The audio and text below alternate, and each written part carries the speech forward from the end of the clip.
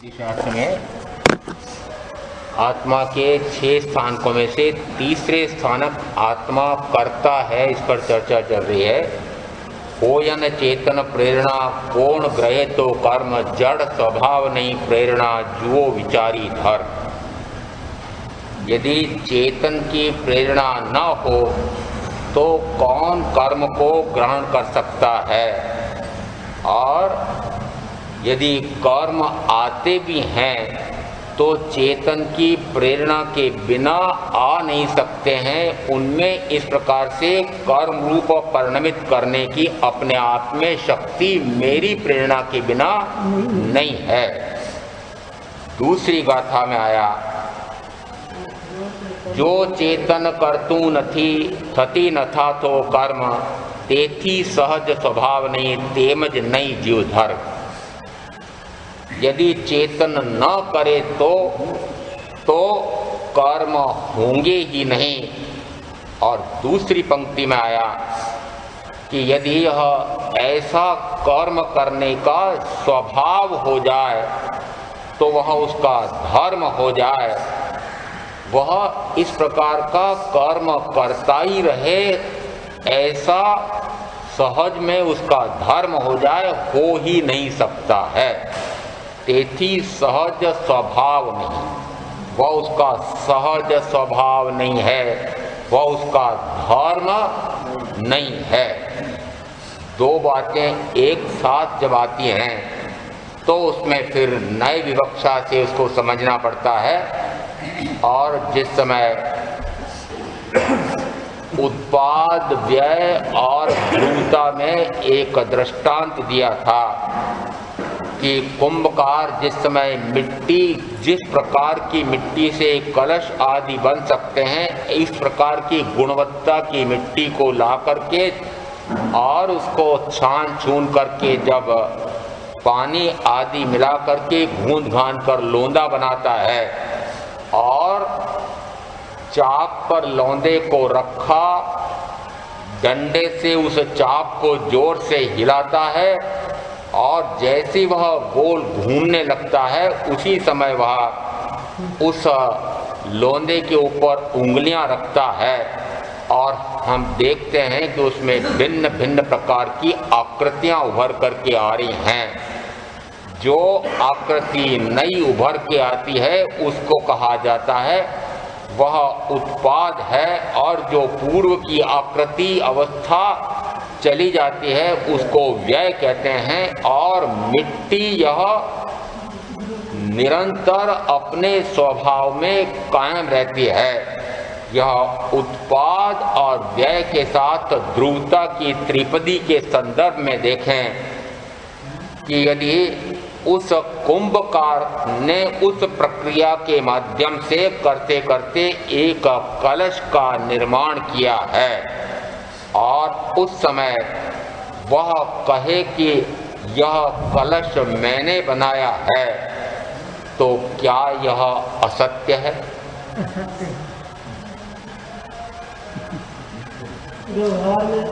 एक कहे कि यह असत्य है, एक कहे कि यह सत्य है। महावीर बड़े विचित्र हैं, वो कहते हैं दोनों सही कहते हो, दोनों सही कहते हो। यदि दोनों सही कहते हो तो महावीर कहते हैं सत्यासत्य में आपको विवेक ही नहीं है, संशय में पड़े हो। यह कहता है यह भी सत्य मानते हो, यह भी सत्य हो सकता है, यह भी सत्य हो सकता है। महावीर संशयवादी दार्शनिक हैं, ऐसा उस समय के दार्शनिक कहते थे। शायद यह भी सत्य है, शायद यह भी सत्य है। यहाँ ये महावीर की विचित्रता जो अन्य दार्शनिक मानते हैं, वस्तुतः वह वैशिष्ट्य है।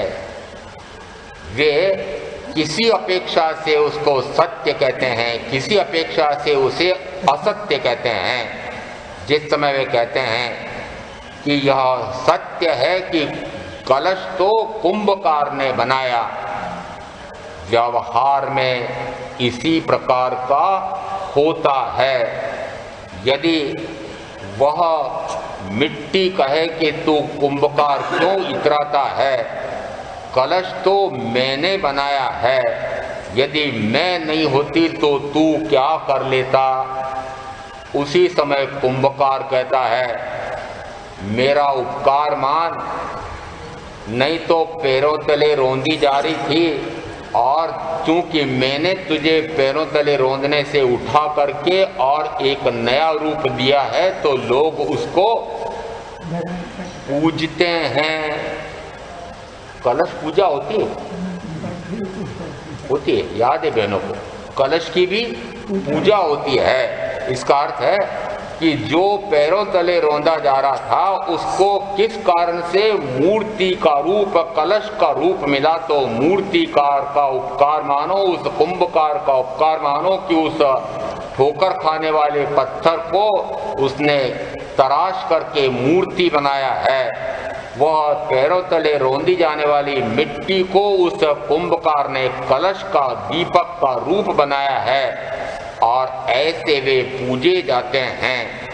यह व्यवहारिक जगत में सत्य है, परंतु आध्यात्म में कहा जाता है कि वह तो मात्र निमित्त का करने वाला नहीं हो सकता, निमित्त है।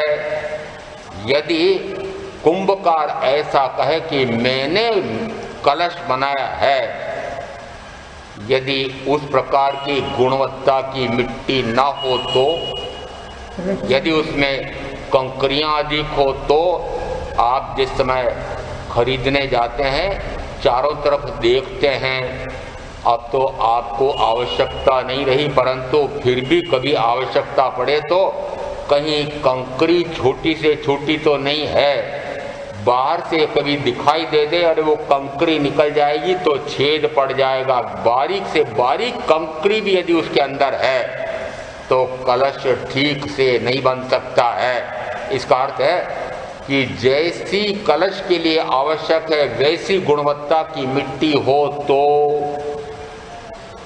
कभी आप भी इसी प्रकार से गुरु शिष्य के संदर्भ में कहते होंगे कि गुरु यदि निष्णात है, शास्त्रज्ञ है, पारंगत है, शास्त्रों में ऐसा पारंगत आगमज्ञ हो गया है और उसके साथ रहने वाला वह शिष्य तो निश्चित रूप से वैसा होना ही चाहिए। हो जाता है ना, आवश्यक नहीं है। मुझे भी सामने कितने ऐसे दिखाई देते हैं, मगर समझ में नहीं आता है, बहुत ऊंची बात है, यह तो ऊपर से निकल जाती है। जिस समय ऐसा कहते हैं, मैंने कहा ये मिट्टी ही खराब है, मैं कैसे बढ़िया घड़ा बनाता, मिट्टी में वह गुणवत्ता ही नहीं है तो मैं क्या कर सकता हूँ। कुंभकार भी ऐसा ही कहता है और गुरु भी ऐसा ही कहता है। जिस समय यदि मिट्टी उत्कृष्ट गुणवत्ता की हो और कुंभकार यदि निपुण ना हो तो भी नहीं बनता है। और यदि वह चाक में खराबी हो, यदि वह एकदम गोल न घूमता हो, तब क्या कलश जैसी आकृति सुंदर सुघड़ बनना चाहिए वैसी बनेगी कि नहीं बनेगी। अब देखो, जिस समय एक तरफ कुंभकार अहंकार करता है कि कलश मैंने बनाया, दूसरी तरफ मिट्टी कहती है अरे कलश तो हमने बनाया है, मैंने बनाया है। उस समय वह चाक डंडा डोरी कहते हैं अरे हम नहीं होते तो तुम कहाँ से कलश बना देते। एक एक का उस डोरी से पहले काटता है, फिर वह उसको थापा लगा करके फिर थेपता है। और जिस समय थापे के लिए फिर गुरु शिष्य का संदर्भ आप उदाहरण देने के लिए कहते हैं कि जिस समय गुरु शिष्य को पढ़ाता है उस समय ऊपर से आपको वह कुंभकार जोर से ठप ठप करता हुआ दिखाई देता है और ये इतना नरम मिट्टी का कच्चा घड़ा है, उस समय मिट्टी नरम है तभी तो भिन्न भिन्न आकार ले रही है। ऐसा नरम मिट्टी का कलश और उसको इतने जोर से ठप ठप कर रहा है, टूट जाएगा। रे कुंभकार क्या कर रहे हो? तो कुंभकार क्या करता है, अंदर में एक कोमल हाथ अंदर रखता है। ऐसा जिस समय ऊपर से दिखाई देता है कि गुरु शिष्य को डांट लगा रहे हैं, परंतु अंदर में हृदय में एक कोमलता का भाव है कि ये शिष्य यह मोक्ष के मार्ग पर, ज्ञान दर्शन चरित्र रूप रत्नत्रय धर्म के मार्ग पर आ जाए, इधर उधर भटक न जाए। यदि भटकता हो तो ठप्प लगाता है, परंतु वह ठप्प यानी दंड प्रायश्चित आदि जो ठपकी देता है, वह थपकी नहीं। आजकल जो थपकी प्रसिद्ध है, मैंने ऐसा भी सुना है, यदि महाराज ने पीठ पर थपकी लगा दी तो हाँ निहाल हो गए। अरे थपकी तो बहुत लगवा ली, जरा ठपका लगवा लो। क्यों? क्योंकि यदि ठपका लग जाएगा, दंड प्रायश्चित का थोड़ा सा थपका लग जाएगा, तो उस समय सावधान रहोगे कि मोक्ष के मार्ग से इधर उधर विचलित ना हो जाऊं। इसलिए जिस समय ये चाहे जो उपकरण उस कलश के पूर्णता में निमित्त कारण बन रहे हैं, इनको फिर आध्यात्म शास्त्र में नयों की अपेक्षा से कहा जाता है परमार्थ नय से, निश्चय नय से, शुद्ध नय से, परम विशुद्ध नय से। इनमें भी अलग अलग भेद गिनना होता। परम विशुद्ध नय से कलश तो मिट्टी से ही बना है। क्यों? क्योंकि मूल तो मिट्टी ही है, मूल इसमें मिट्टी है। दूसरे तो उसमें बाह्य अपेक्षा से साधन हैं, सहायक हैं। साधन चाक डंडा डोरी। इसलिए उपचार से कहा जाता है कि चाक डंडा डोरी ने भी कलश बनाया। उपचार के आगे फिर कहा व्यवहार से या अनुपचरित व्यवहार नय से, अनुपचार से। अनुपचार यानी वस्तुतः वह कुछ नहीं कर रहा है, वस्तुतः वह निर्माण कर ही नहीं सकता है, कलश का कर्तृत्व कर ही नहीं सकता है। जिस समय कुंभकार का योग और उपयोग चलता है, उपयोग का अर्थ होता है अंदर में उपयोग नाम का एक आत्मा का गुण है। 2-10 व्याख्या प्रज्ञप्ति में द्रव्य से, क्षेत्र से, काल से, भाव से आत्मा का स्वरूप बता करके फिर कहा, भगवान ने पूछा तब कि भाव से के आगे गुण से आत्मा का स्वरूप कैसा है, तो कहा उपयोग नाम का इसका गुण है। वह उपयोग मेरा स्वयं का गुण है, परंतु उपयोग अब भी बाहर लग रहा है। नहीं, गर्मी आने लगी है, गर्मी आने की संभावना है। गर्मी में लोगों को ठंडा पानी चाहिए, कलश अच्छे दाम से बिकेंगे, इसलिए मैं कलश बनाऊं। और कहा जाता है कि जिस समय ठिठुरन ऐसी ठंडक ऋतु होती है, शीत ठिठुरन शिशुर ऋतु होती है, उस समय यदि वह कलश बनाता है तो उस मिट्टी का उस ऋतु में बनाया हुआ कलश ठंडा पानी देता है।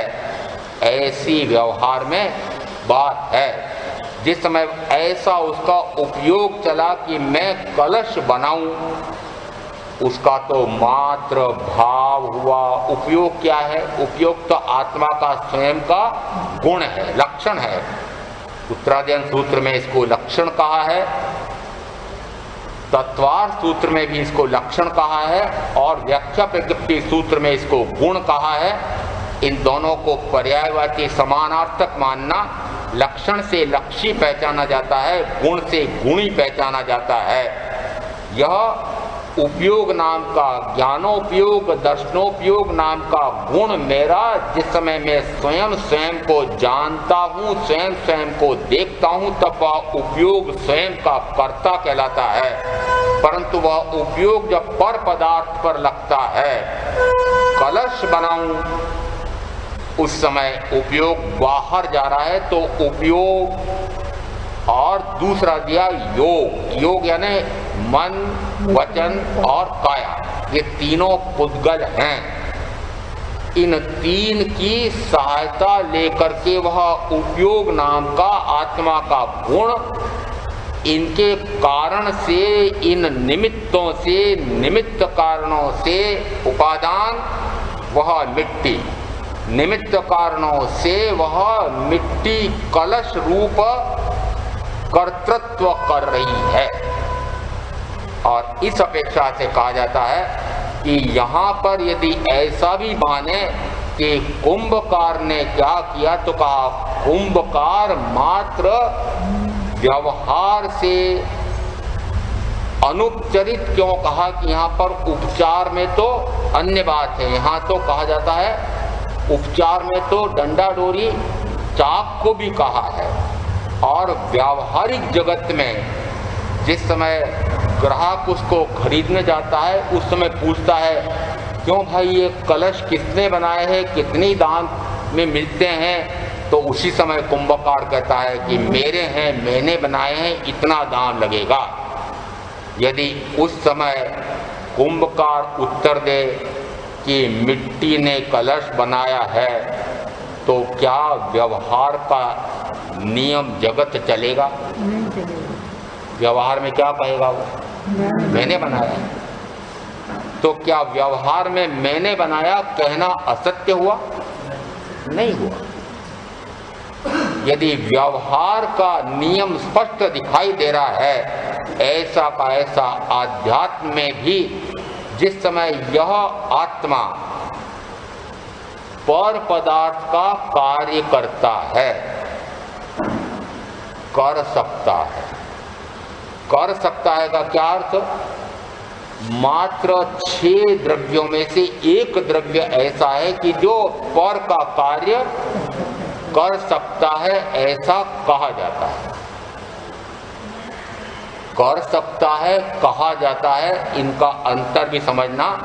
कर सकता है कब तक कर सकता है, कब नहीं कर सकता है, ये भिन्न बात है, परंतु कर सकता है। 5 द्रव्य तो पर द्रव्य के कर्तृत्व को कर ही नहीं सकते। वे अपने अपने द्रव्य में ही, अपने गुणों में ही रहते हैं, अपने गुणों का ही कर्तृत्व करते हैं। स्वगुण परिणमन ही उनका स्वभाव है। स्वगुण का ही परिणाम वे कर सकते हैं, तो अपने परिणाम के ही वे कर्ता हैं। यदि 5 अपने परिणाम के कर्ता हैं, उस समय वह पुद्गल द्रव्य कहता है मैं अपने द्रव्य के, अपने गुणों का स्वयं कर्ता हूँ। यदि वह ऐसा कहता है तो क्या गलत कहता है? वस्तुतः वह मिट्टी ही कलश बन सकती है, ऐसा उसका स्वयं का गुण है। और उस गुण को अपने गुण के अनुसार परिणमन करने की शक्ति, सामर्थ्य भी उस मिट्टी में ही है। फिर कुंभकार क्या कर रहा है? क्या कुंभकार उसको घड़े रूप परिणमा सकता है? तो कि नहीं, मात्र उसमें कुंभकार का योग और उपयोग अधिक से अधिक मानो तो योग और उपयोग इसका उसमें निमित्त मिला है। ज्ञानी कहते हैं कि कर्ता तो प्रत्येक द्रव्य अपना अपना ही है, परंतु निमित्त नैमित्तिक संबंधों से इनकार नहीं करते हैं। निमित्त नैमित्तिक संबंध यानी एक नैमित्तिक है, एक निमित्त है। निमित्त हुआ कुंभकार, निमित्त हुआ चाक डंडा डोरी, और नैमित्तिक हुई मिट्टी, और ये दोनों मिलकर के कलश का रूप लेते हैं। अकेला कोई भी नहीं कर सकता, अकेला कोई भी नहीं कर सकता, कलश रूप में कोई भी नहीं कर सकता। मिट्टी निरंतर अपने स्वभाव के अनुसार परिणमन करती ही रहती है, परंतु यदि कलश रूप परिणमन करना है तो वह स्वयं नहीं कर सकती। और इस अपेक्षा से कहा जाता है यदि कार्मण वर्गणा के पुद्गल कलश बनाना है, क्या बनाना है? बना रहे हो क्या? हैं? नहीं बना रहे हो? निरंतर बना रहे हैं, अनादि से गिनो तो अनंत काल से यह कलश बनाने की परंपरा मेरे साथ चल रही है, मैं चला रहा हूं। जमाली पुत्र नाम का एक 9:33 व्याख्या प्रज्ञप्ति में कलश के नाम से दृष्टांत दिया है और उसमें कहा यह शरीर तुम्हारा ऐसा सुंदर है, बल सौष्ठव है, तुम भोग भोगने में समर्थ हो, तुम ऐसे हो, ऐसा माँ बार बार कह रही थी। सामने जमाली पुत्र दीक्षा की आज्ञा लेने के लिए आए थे। उस समय कहा बेटा तुम ऐसे शरीर सौष्ठव वाले, बलशाली, सुंदर, और तुम भोग भोगो, तुम कहाँ संयम लेने जा रहे हो? उस समय जमाली पुत्र जो दृष्टांत देते हैं वो कहते हैं यह एक कच्ची मिट्टी के कलश रूप शरीर है। जैसे एक कहीं जोरदार ठपका लग जाए उस कलश के तो फूट जाता है, उसी प्रकार से यदि आयुष काल का एक झोंका आया और यह शरीर रूपी कलश टूट जाता है, फूट जाता है, टूट जाता है, फूट जाता है। तो वहां दृष्टांत किसका दिया? कलश का दृष्टांत दिया। किसको? इस शरीर को। तो यहाँ यह शरीर क्या है? ये जो शरीर मैं कहता हूं, ये शरीर मैंने बनाया, यह शरीर मैंने बनाया। यहाँ मैंने बनाया जिस समय मैं ऐसा अहंकार करता हूं कि मैंने ऐसा शरीर बनाया, उस समय वे माता पिता कहते हैं ये निरर्थक ही अहंकार कर रहा है, यह निरर्थक ही अहंकार कर रहा है। अरे इस शरीर की रचना तो माता पिता हम दोनों ने मिलकर के की है। माता कहती है रे 9.25 महीने तक गर्भ में और उसके बाद बाहर निकलने के बाद में भी इतने वर्षों तक स्तनपान करा करके, भोजन करा करके। और आजकल तो बहनें ऐसा कहती हैं, महाराज पहले का तो हम मात्र अपनी दादी सासू से सुनते हैं कि इस प्रकार से ढेर सारे रोटे बना करके, फुलके नहीं, रोटियां नहीं, रोटे बना करके और कटोरदान भर करके अपने काम में लग जाती थी और भूख लगे तो स्वयं खा लो। और आजकल माएँ कटोरी चम्मच लेकर के पीछे पीछे दौड़ती रहती है। तो इस प्रकार की स्थिति देखो। जिस समय वह बाहर निकलने के बाद भी फिर उसका पोषण कर रही है, जिस समय वह कहता है शरीर का बल सौष्ठव सौंदर्य ये मैंने बनाया है, उस समय माता पिता ये कहते हैं अरे ये कैसा अहंकार करता है, शरीर की रचना तो हमने की है। जिस समय वे माता पिता अहंकार करते हैं उस समय वह नाम गोत्र आयुष कर्म कहता है अरे तुम क्या कर सकते हो, ये तो हम तीन ने मिलकर के शरीर बनाया है। अब आप निष्कर्ष निकाल लेना, यहाँ निश्चय नए से परमार्थ से तो यह शरीर नाम गोत्र आयुष कर्म से बना है। कर्तृत्व कर्ता कौन है? तो कहीं इसका कर्तृत्व तो नाम कर्म, गोत्र कर्म और आयुष कर्म, इसने यह शरीर बनाया है। तो कर्ता कौन हुआ? ये कर्म करता हुए। और ये कर्म कौन? के पुद्गल। और ये शरीर कौन? ये पुद्गल। और शिष्य ने संचय किया था कर्मज कर्ता कर्म। हे गुरु भगवंत, मुझे तो ऐसा समझ में आता है कि वस्तुतः आत्मा कर्ता नहीं है, कर्ता कर्म ही कर्म का कर्ता है। तो यहाँ पर ये तीन कर्मों ने मिलकर के ये शरीर नाम का एक पुद्गल, इस कर्म की रचना, कर्म का फल किसने रचा? पुद्गल कर्म को किसने रचा? तो कि यह पुद्गल कर्म का फल, यह शरीर, यह पुद्गल। तो पुद्गल ने पुद्गल रचा, बनाया, कर्तृत्व किया। परंतु बीच में कौन है? कि बीच में एक जीव है कि जिसने इस प्रकार का भाव किया कि पूर्व के भाव में उसने ये जो 3 प्रकार के कर्म का उपार्जन किया था उससे, और शेष ज्ञानावरणीय, दर्शनावरणीय, मौनी, अंतराय और वेदनी कर्म 5 और 3 8 इनके माध्यम से एक कारमान शरीर बना, और वह कारमान शरीर साथ में लेकर के आत्मा चलता है, तेजस शरीर साथ में लेकर के चलता है। भाई चल अब दूसरा कलश बनाए। ये कलश तो बेकार हो गया है, जीर्ण शीर्ण हो गया है, टूट रहा है, अब इस कलश को तो छोड़ो। छोड़ना है।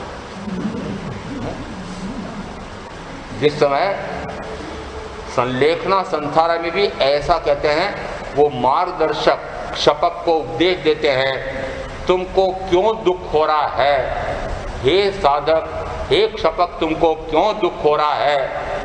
तुम इस जीर्ण शीर्ण कुटिया को छोड़ करके, ये जीर्ण शीर्ण वस्त्रों को छोड़ करके अब सुंदर कुटिया, सुघड़ शरीर, एक नवीन वस्त्र पुनः धारण करने वाले हो, तुम्हें क्यों दुख होना चाहिए? वस्तुतः ऐसा तो मैं नहीं चाहता कि मुझे पुनः यह नई कुटिया और नए वस्त्र परिधान मिल जाएं। आप चाहते होगे? चाहते हो?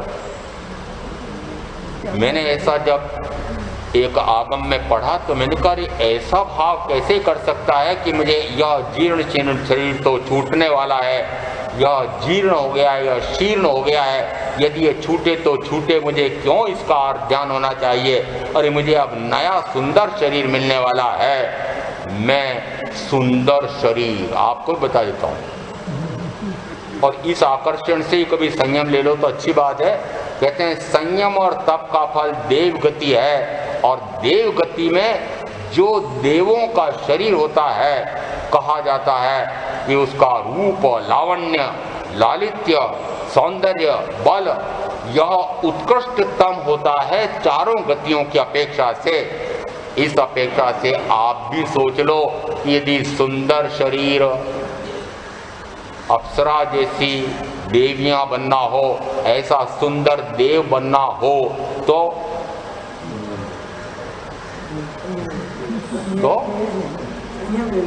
संयम ले लो। संयम और तप का फल महर्दिक दे, तो जिस समय ऐसा सुंदर शरीर मिलने वाला है, मैंने तो कहा मुझे तो शरीर से ही मुक्त हो जाना है। साधना किसकी है कि मैंने गलती कर ली कि इस प्रकार का एक कलश बनाने का कार्य कर लिया, नाम गोत्र आयुष कर्म मैंने बांध लिया, इस कारण से बार बार ये इस प्रकार का शरीर मिलता है। मुझे तो इस प्रकार का शरीर, पुद्गल से मेरा संयोग मुझे चाहिए ही नहीं, मैं पुद्गल का कर्तृत्व करना ही नहीं चाहता। यदि मैं इस पुद्गल का कर्तृत्व करूं ही नहीं तो यह संभव है क्या? इस पुद्गल का कार्य करूं ही नहीं तो अब यहाँ पुनः नाम गोत्र आयुष का बंध न करें, ऐसा संभव है क्या? ऐसा संभव है।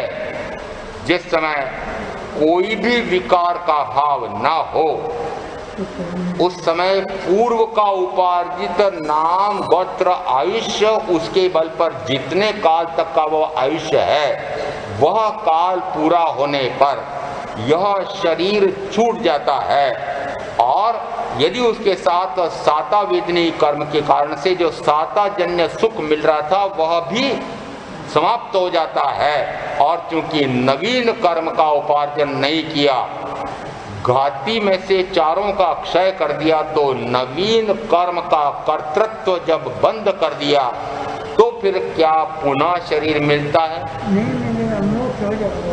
नहीं मिलता है।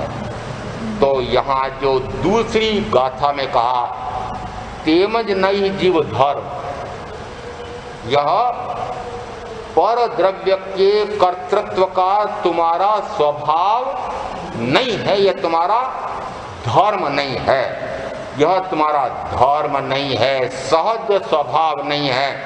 अब सहज स्वभाव नहीं है यह किस अपेक्षा से कहा? अनंत काल की अपेक्षा से। अनंत काल यानी एक एक भाव करते हुए कहते हैं भाव कितने हो गए? अनंत भाव।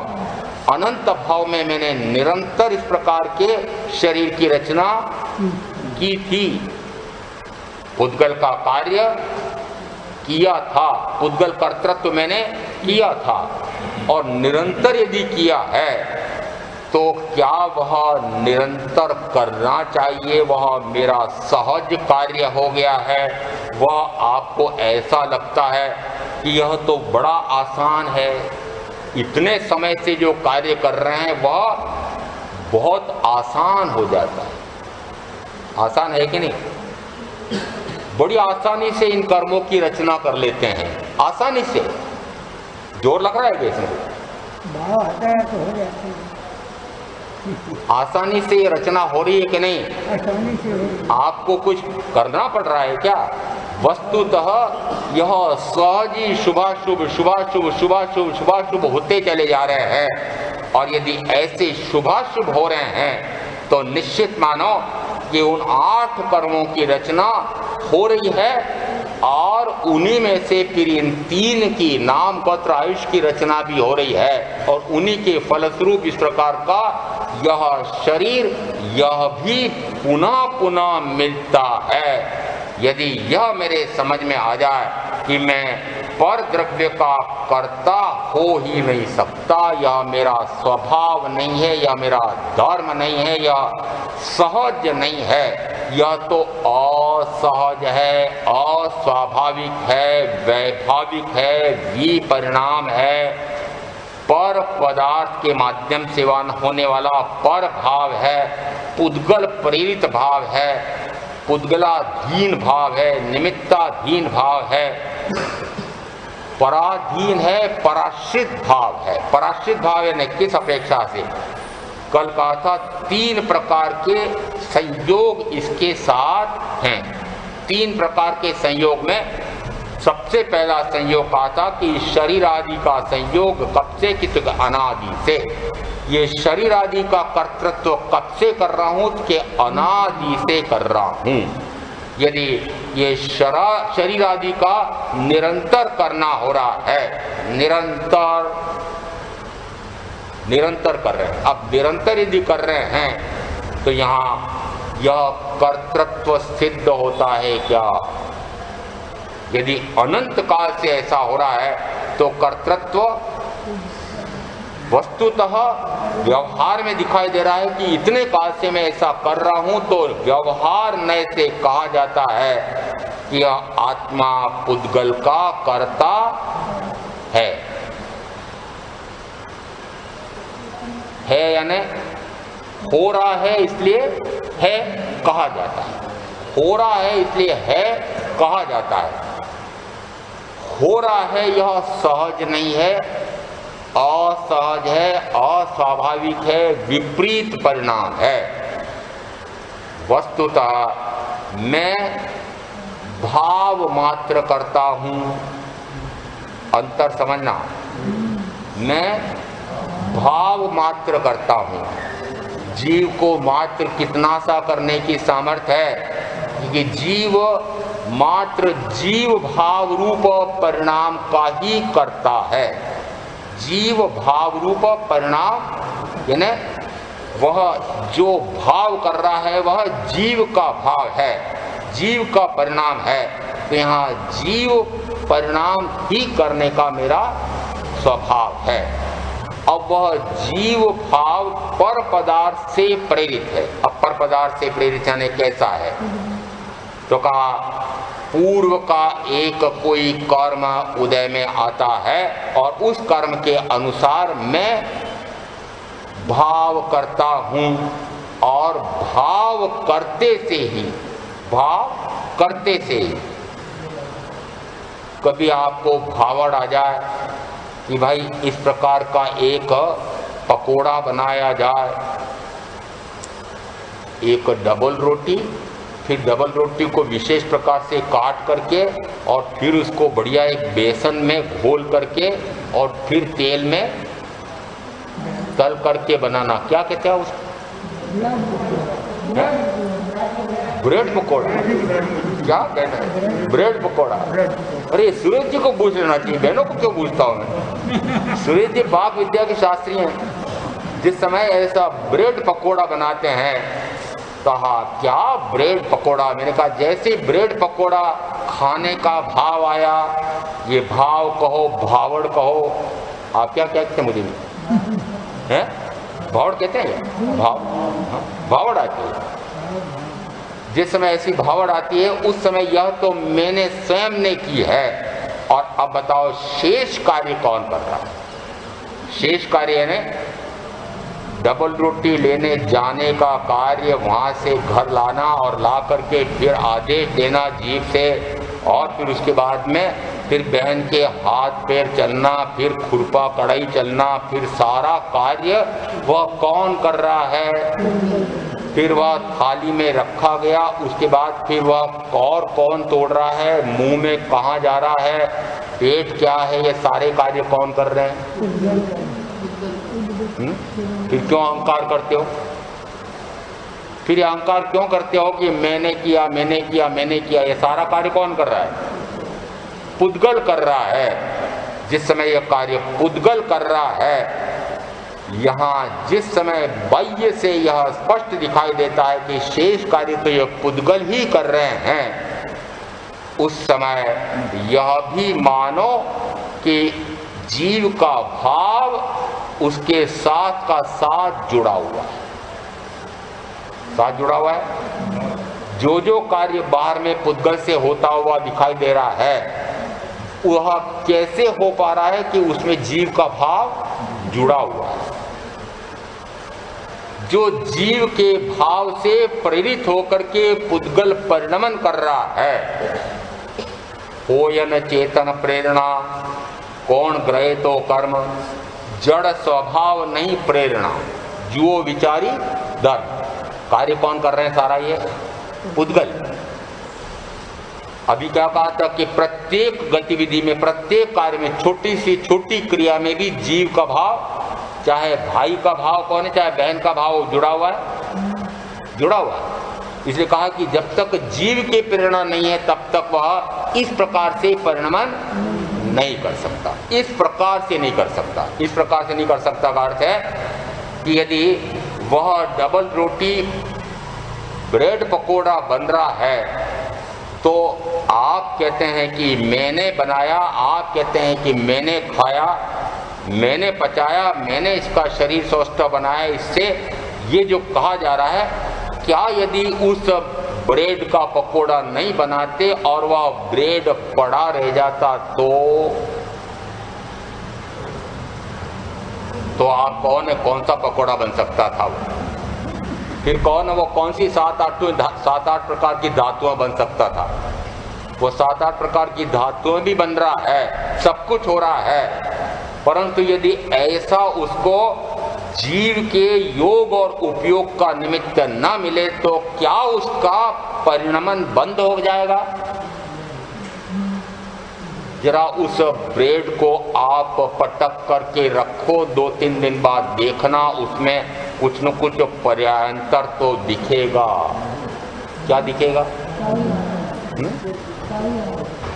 उसमें लीलन फूलन आ जाएगी, वर्ण बदला होगा, गंध बदली होगी, रस बदला होगा, स्पर्श बदला होगा, खाने योग्य नहीं रहा होगा, ऐसा दुर्गंध युक्त है, स्वादहीन हो गया है, बेस्वाद कड़वा हो गया है, मुंह पे रखा नहीं जा सकता है, सूंघा नहीं जा सकता है, ऐसा गिलबिला हो गया है, पता नहीं कैसा हो गया है। इसका अर्थ है कि उसके वर्ण में, गंध में, रस में, स्पर्श में कर्तृत्व बंद हुआ कि नहीं हुआ? इसका अर्थ क्यों नहीं मानते हैं कि उस पुद्गल में स्वयं ही परिणामन करने की शक्ति है, वह परिणाम स्वयं कर रहा है, वह परिणामन अपने द्रव्य का, अपने गुणों का वह स्वयं करता है और सदा काल है। सदा काल यानी निरंतर इस प्रकार का परिणमन करने में उसमें शक्ति पड़ी हुई है।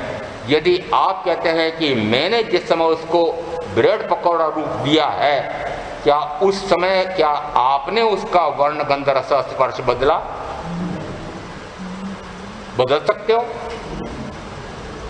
बदल सकते हो कि दूसरे द्रव्य के गुण में किसी भी प्रकार का परिणमन कराने की आप में सामर्थ्य है क्या?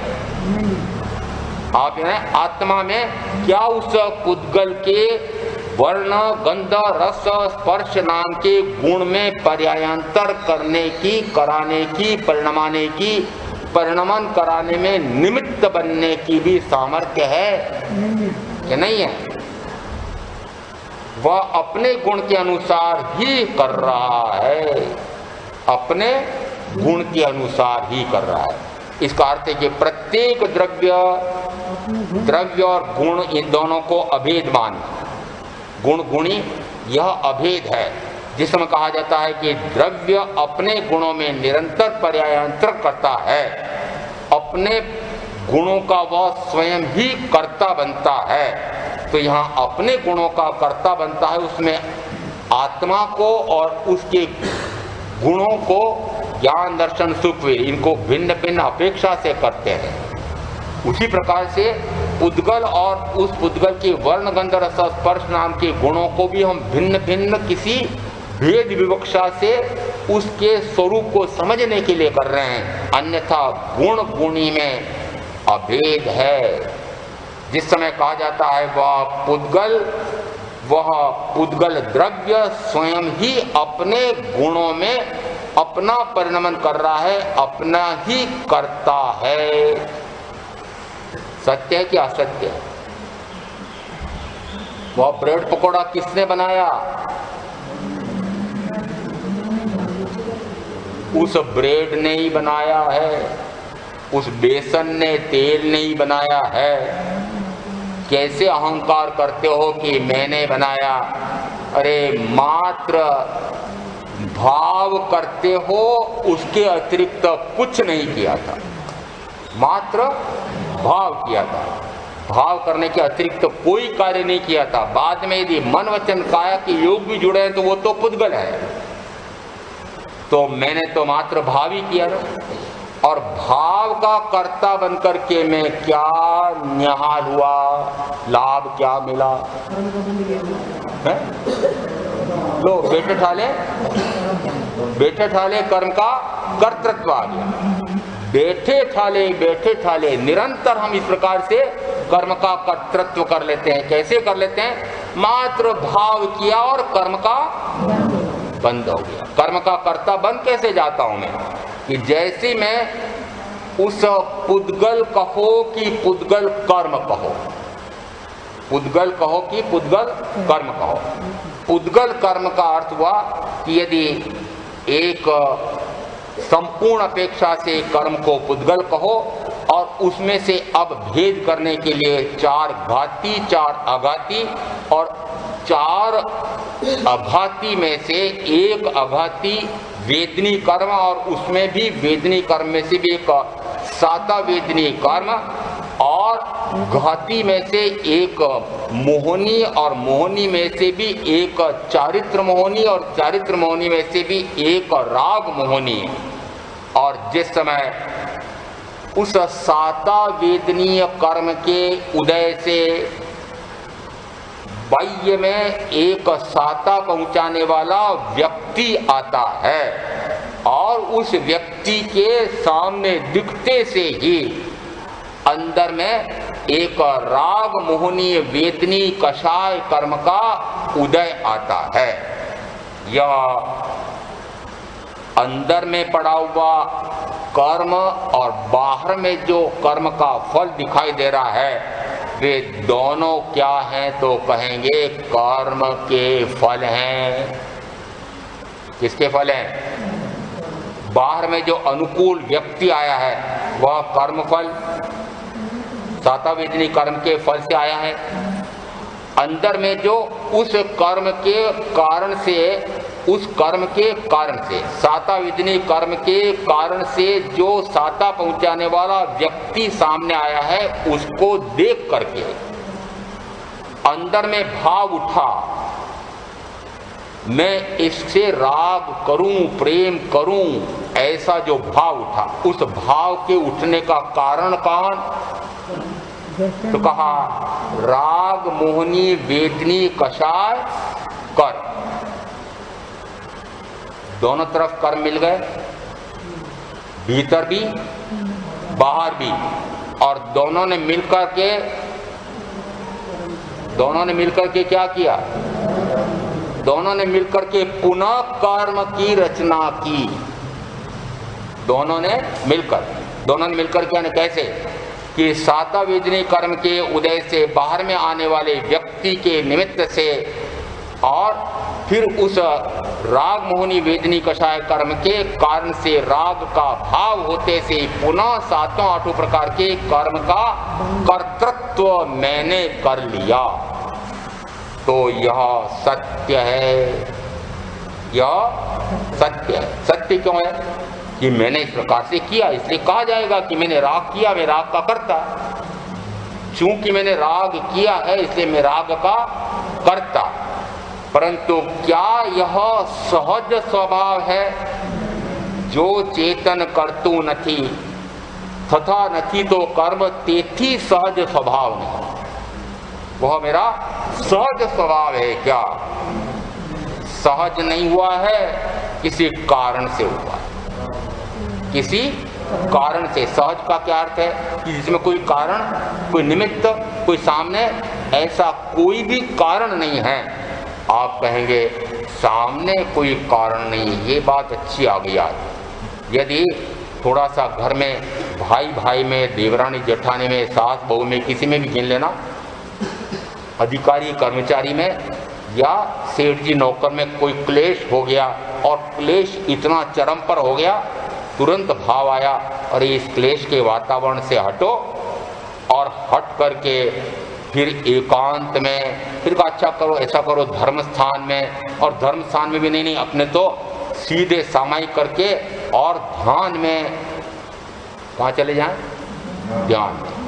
अब जैसे ही धर्म स्थानक में, सामायिक में, फिर ध्यान में बैठ करके, और फिर मैंने तो जरा सी बात कही थी और उसने तो इस प्रकार का मुझे ऐसा शब्द बोल दिया था, मैंने तो इतना ही कहा था और उसने ऐसा क्यों कह दिया? मैं ऐसा कहता तो, मैं ऐसा कहूँ तो फिर उसको कैसे कहे, फिर इसका कैसा हो जाए? अब क्या हो रहा है? कुछ हो रहा है? हो रहा होगा ना, धर्म भी हो रहा होगा। धर्म के स्थानक पे बैठे जो धर्म भी हो रहा होगा ना, धर्म भी हो रहा होगा, समभाव की सामायिक भी हो रही होगी, फिर ध्यान भी हो रहा होगा। अरे क्या हो रहा है? जो आपने, जो प्रत्यक्ष निमित्त सामने व्यक्ति दिखाई दे रहा था, वो प्रत्यक्ष तो नहीं है, परंतु आपने मन से प्रत्यक्ष कर लिया कि नहीं? अब सामने वहां शत्रु कहेंगे। अरे जिससे संघर्ष होता है, लड़ाई झगड़े होते हैं, क्लेश होता है, द्वंद्व होता है, उसको क्या कहते हैं? शत्रु। भाई भाई भी, बाप बेटे भी, देवरानी जेठानी शत्रु होते हैं क्या? कोई तो बोलो। होते हैं।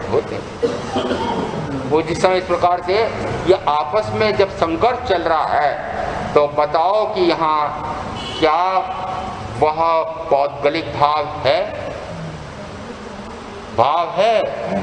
अभी वह जीव का स्वभाव, सहज भाव, वह स्वभाव में, ज्ञाता भाव में, दृष्टा भाव में है क्या? नहीं है। यहाँ सहज भाव किसी को कहा कि जिसमें बाहर से कोई निमित्त नहीं है।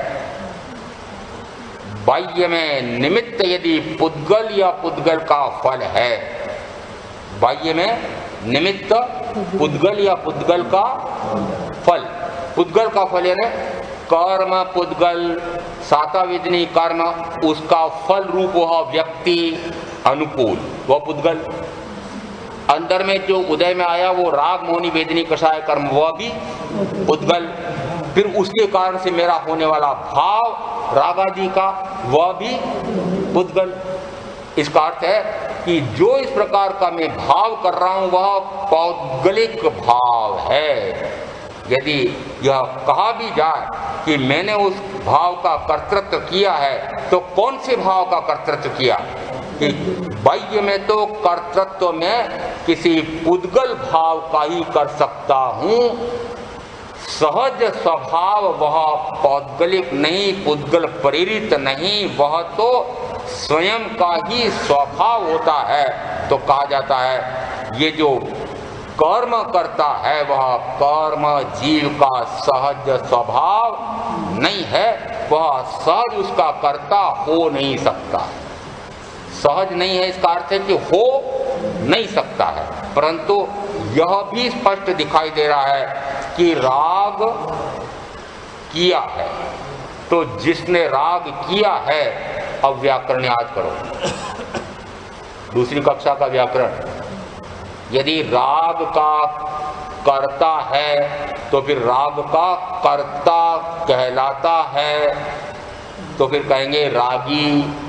यदि बाह्य में कोई असाता विजनी कर्म के उदय से असाता पहुंचाने वाला व्यक्ति आता है, अंदर में द्वेष मोहिनी वेदनी कषाय कर्म का उदय आता है, और उसके साथ में द्वेष किया या वैर किया या वैमनस्य का भाव हुआ या संघर्ष हुआ या घृणा तिरस्कार का भाव हुआ या हिंसा करने के लिए उतारू हो गया या क्रोधाविष्ट हो गया, ये सारे भाव कैसे हैं? एक शब्द में गिनना, द्वेष।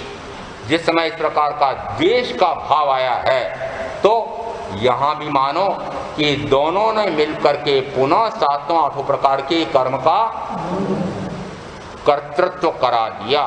निरंतर या तो राग या द्वेष, निरंतर या तो शुभ या अशुभ। यहाँ राग और द्वेष कहते से कहा कि शुभ या अशुभ, तो इसका अर्थ ये मत समझ लेना कि राग शुभ है और द्वेष अशुभ है, ऐसा भी मत लगाना अर्थ। यहाँ पर शुभ का अर्थ है कि 9 प्रकार के पुण्य, और अशुभ का अर्थ है कि प्राणार्थ के पास से लगाकर मिथ्या दर्शन चल तक के 18 प्रकार के भाव पाप। जिस समय जीव निरंतर शुभ अशुभ शुभ अशुभ शुभ अशुभ शुभ अशुभ करता है, तो वह शुभ अशुभ भाव उसका अशुद्ध भाव है, और शुद्ध भाव तो इन दोनों से परे जिस समय रहूं वह है। और यदि दोनों से परे मैं रहता हूं तो वह मेरा सहज स्वभाव है, और सहज स्वभाव का कर्तृत्व नहीं होता है। तो प्रथमतः मैं यदि ऐसा कहता हूं कि मैं शरीर का कर्ता हूं, तो व्यवहार नए से, जैसे कुंभकार का, जैसे किसान का, जैसे ब्रेड पकोड़ा बनाने वाली बहन का, ये सारे दृष्टांत उन पर से समझ लेना कि इसी प्रकार से मैं भी निरर्थक ही अहंकार करता हूं कि मैं इस शरीर का कर्ता हूं। शरीर पुद्गल है, मैं पुद्गल का कर्ता हो नहीं सकता हूं, परंतु पुद्गल का कर्ता बनूं, इसका कार्य करूं, ऐसा भाव मात्र करके, और मैं 7-8 प्रकार के कर्म का कर्तृत्व करके कर्ता बनता हूं। और ऐसा जब कर्ता बनता हूं तो उसका भोक्ता बनता हूं, और ऐसा करके निरंतर मैं कर्म का बंद करके चतुर्गति में जन्म मरण का दुख पाता हूं। इसका अर्थ हुआ यदि सहज स्वभाव में न रह करके और पर पदार्थ के माध्यम से होने वाले असहज कार्य प्रवृत्ति में जुड़ता हूं, तो उस का कर्तृत्व आता है, और ऐसा कर्तृत्व करके कर्ता बन करके मैं स्वयं अपनी ही हानि करता हूं। जब 5 द्रव्य अपना अपना कार्य करते हैं, यहाँ तक कि अभी कहा था कि पुद्गल भी अपनी स्वशक्ति से, अभी जितने उदाहरण दिए उसमें क्या था, यह तो उस मिट्टी का ही गुण गिनना, यह बादाम का ही गुण गिनना हलवा बनने में, उस ब्रेड का ही गुण गिनना वह पकोड़ा बनने में, उसी प्रकार से कर्म बनने में उस कर्मण वर्णा के पुद्गल की स्वयं की शक्ति मानना कि वह इस प्रकार का उसका अपने स्वभाव का, अपने गुणों का वह कर्ता हो रहा है। वह मेरे गुणों के अनुसार कर्तृत्व नहीं कर रहा है, मेरा तो मात्र भाव उसके साथ मिला है और मेरा भाव उसके साथ मिला है, तो बेचारा वह विकृत हुआ। कौन? वह शुद्ध कार्मण वर्णा का पुद्गल, वह अपने सहज स्वभाव में परिणाम में चल रहा था, उसको मैंने बुला करके क्या कर दिया? विकृत किया। अब क्या बन गया बेचारा वो कर्म। जिस समय वह अपना सहज परिणमन कर रहा है, सहज भाव में है, स्वभाव में है, वह विकृत नहीं है। मेरे विकारी भाव से वह कार्मण वर्गणा का पुद्गल अब कर्म कहला रहा है, मेरे साथ जुड़ गया। अब वह स्वच्छंद विचरण कर रहा है क्या? मेरे साथ बंधा है। किसके साथ? आत्मा के साथ बन गया है। अब वह अपनी स्वाभाविक क्रिया का कर रहा है, अब कर्म रूप परिणमन कर रहा है, कर्म रूप परिणमन कर रहा है। ये हमारे सतीश जी बाद में मुझे वो अभियांत्रिकी क्रिया समझाएंगे। इन्होंने मुझे कहा हमारा साहब ऐसा वो आपने जो चुंबक का उदाहरण दिया था ना, चुंबक में एक अंदर में इस प्रकार की शक्ति होती है, जिस समय उसको इस प्रकार से ये घड़ी नुमा घुमाते हैं, उस समय तो उसमें एक पौद्गलिक शक्ति, एक ब्रह्मांडीय चुंबकीय शक्ति विकिरण यह घनीभूत होता जाता है। जिस समय उसको यदि घड़ी नुमा घुमाने की बजाय और विपरीत घुमाए तो वह पुनः खाली होता जाता है। जिस समय मैं कोई राग का भाव करता हूँ और यदि उसमें निरंतर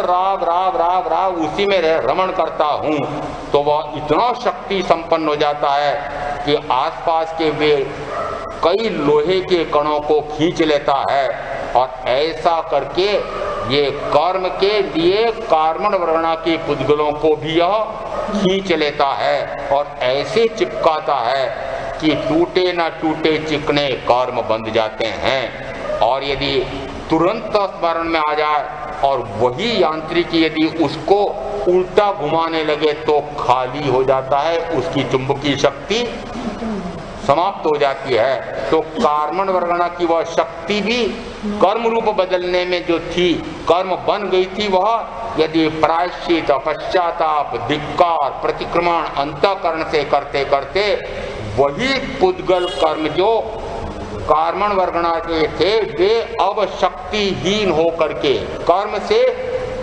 कर्म रूप से बदल करके पुनः अपने सहज स्वभाव में आ जाते हैं।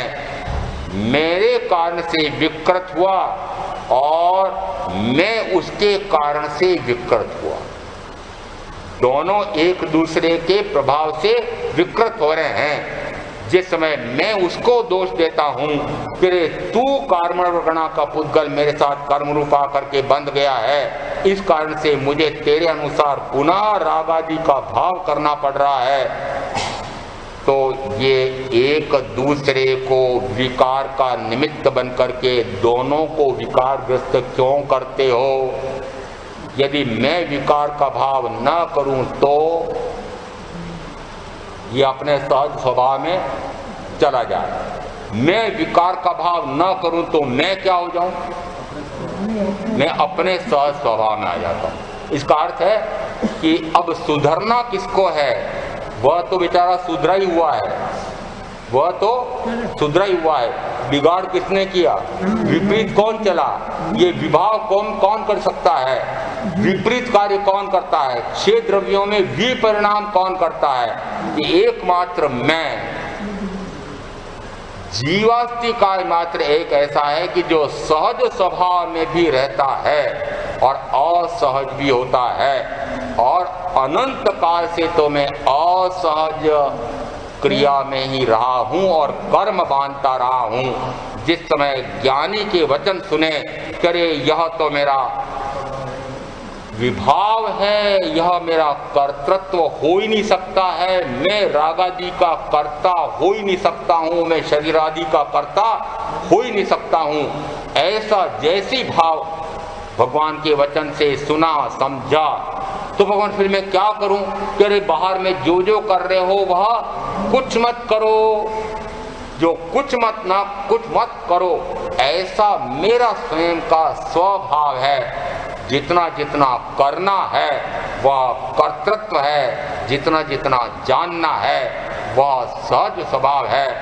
ऐसा सहज स्वभाव ज्ञाता दृष्टा ज्ञाता दृष्टा ज्ञाता दृष्टा, ऐसा मेरा स्वभाव है।